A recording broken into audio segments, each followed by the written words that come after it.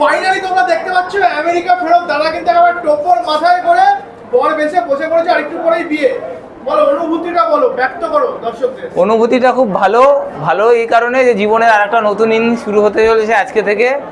একটু মানে টেনশন কাজ করছিল, তো এইখানে এসে এখন মোটামুটি সব ঠিকঠাক, একদম সব ঠিকঠাক, সবই নিজেদের লোক, আশেপাশে সবই নিজেদের লোক। তো আমি একটা কথাই বলবো যে আমাকে যেইভাবে সাপোর্ট করেছো, আর আজকের দিনে অন্তত আমাকে আমার জন্য মানে যারা আমার দর্শক আছে বা যারা আমার কাস্টমার, যারা আমার শুভাকাঙ্ক্ষী, তারা আমাদেরকে, যারা আমাদের বয়স্ক, তারা আমাদের এইভাবে ভালোবেসে আমাদের আশীর্বাদ করো, যাতে আগামী দিনগুলো আমাদের সুখময় হয়, এটাই আলোচনা। আর আগে দেখতাম যে আমেরিকান দাদাকে সাপোর্ট করার জন্য মা আর বৌদি থাকতো, এখন কি তাহলে?